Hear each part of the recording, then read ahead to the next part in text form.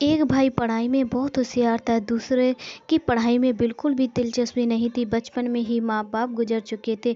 एक का नाम नीरज, दूसरे का नाम नितिन। नीरज पढ़ लिख कर बड़ा आदमी बनना चाहता था, लेकिन शायद किस्मत साथ नहीं दे रही थी। अच्छी खासी डिग्री हासिल कर ली थी और दिमाग बहुत तेज था, लेकिन कहीं भी नौकरी नहीं मिल रही थी। नितिन ने स्कूल के बाद में कॉलेज न जाते हुए नौकरी करनी शुरू कर दी। नीरज को घर पर ही रोज ताने मारते मिलते थे, कुछ कमाता तो है नहीं, आधी उम्र पढ़ाई में निकाल दी और बाकी उम्र नौकरी में निकाल देगा। नीरज को वो बहुत दुख होता था ये सब सुनकर, लेकिन कर भी क्या सकता था। एक दिन ऐसा आया कि नितिन ने हद पार कर दी। वो भूल गया बाकी वो अपने भाई से बात कर रहा है। नितिन ने कहा, तू तू मेरी कमाए हुए पैसों पर पल रहा है। मैं चाहूँ तो तुझे अभी इसी वक्त अपने घर से निकाल दूँ। भिखारी कहीं का बोला था, मैं पढ़ाई छोड़ दें और नौकरी करके तेरे साथ, लेकिन नहीं सुनी मैं तेरे साथ नहीं। तेरी बात अब पूरे दिन घर पर बैठा रहता है, कुछ काम के लायक भी नहीं है। तू थोड़ी तो शर्म बची है कि नहीं। नीरज का दिल टूट गया। वह ये सोचकर कि ठीक है, बुरा वक्त चल रहा है, लेकिन एक भाई की ऐसी भाषा बुरे वक्त में तो अपने साथ देते हैं, लेकिन यहाँ तो कुछ और चल रहा था। नीरज से सब बर्दाश्त नहीं हुआ और वो 2 जोड़ी कपड़े लेकर घर से निकलने का फैसला किया। इधर नितिन ने रोकने के बजाय जाते जाते ये सुना दिया कि निकल कर घर से और इधर कभी फिर पैर मत रखना। आंखों में आंसू लेकर चलते चलते नीरज दूसरे गांव जा पहुंचा। मंदिर में दर्शन किए और बाहर आया। उधर एक बुढ़िया महिला ने उसे थोड़ा सा खाना दे दिया। नीरज ने पूछा, माँ जी, आपको कैसे पता चला मैं भूखा हूँ? बुढ़िया महिला बोली, बेटा, मैं भी एक माँ हूँ, तू मेरा बेटे जैसा है, तेरा चेहरा देखकर भी मैं समझ गई। नीरज ने अपनी कहानी उस महिला को सुनाई। महिला बोली, बेटा पढ़ा लिखा है ना, एक काम कर, हमारे गांव में शिक्षा की कमी है, तू इस गांव में बच्चों का गुरु बन जा। नीरज ने सोचने लगा कि भविष्य में नौकरी न मिले, इधर कम से कम 2 वक्त की रोटी तो मिल ही जाएगी। गांव वालों ने पूरा सहयोग किया, एक घर दिया और खाना तो बूढ़ी माता ले आती थी। अब मन में यह भाव नहीं था कि पैसे कमाकर जिस भाई ने घर से धक्का मारा उस भाई को मुंह मोड़ जवाब देंगे, लेकिन भाव ये था कि अब सेवा करनी है और मेहनत करनी है। शिक्षा के तौर पर उस पर इतनी मेहनत की कि आसपास के शहर के बच्चे भी नीरज के पास पढ़ने के लिए आने लगे।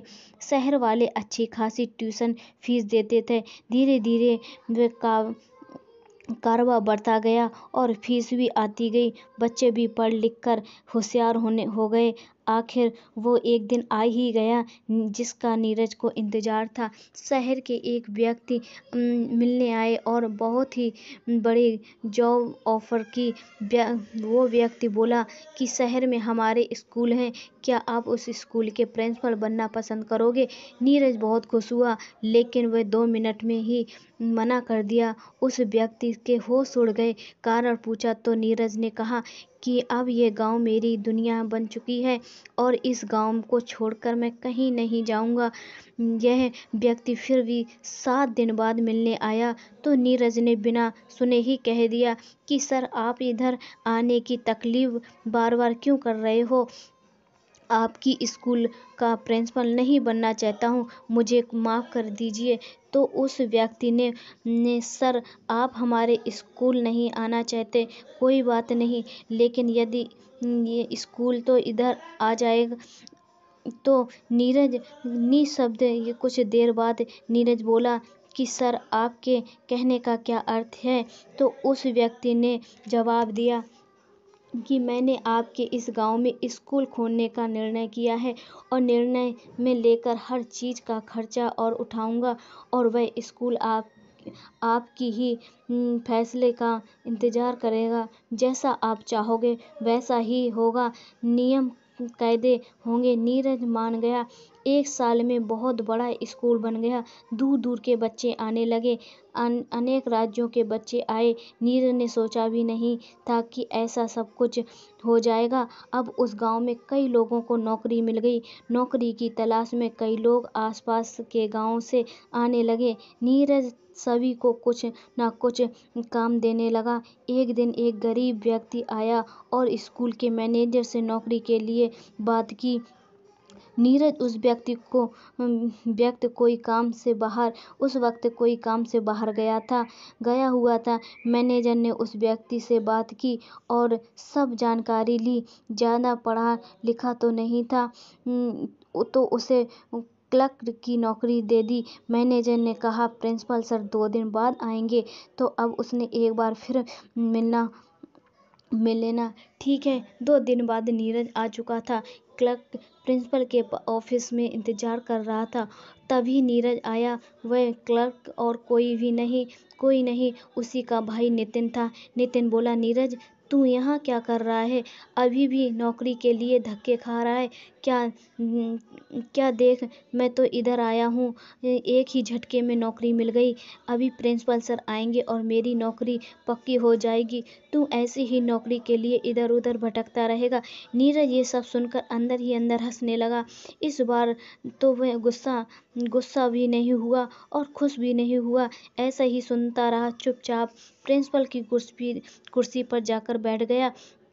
बोलने के लिए नितिन के पास शब्द नहीं रहे। नीरज ने कहा, यदि तुम अपना अहंकार हमेशा के लिए छोड़ दोगे तो तुम्हें ये नौकरी मिल जाएगी। नितिन ने पैरों पर गिरकर माफ़ी मांगी। तभी नीरज ने कहा कि तुमने पढ़ाई नहीं की, इसलिए तुम क्लर्क बने, और जैसे मैं मत सोचना।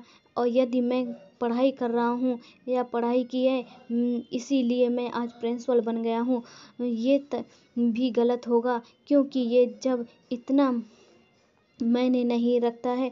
महत्वपूर्ण यह है कि तुम्हारा इरादा क्या है, तुम्हारी नीयत क्या है। नौकरी के साथ साथ नितिन को एक बहुत बड़ी सीख मिली कि अहंकार का फल हमेशा बुरा ही होता है। दोस्तों, इस वीडियो के लेकर आपकी क्या राय है, नीचे कमेंट में ज़रूर बताइए। लाइक करिए, शेयर करिए। बाय बाय दोस्तों।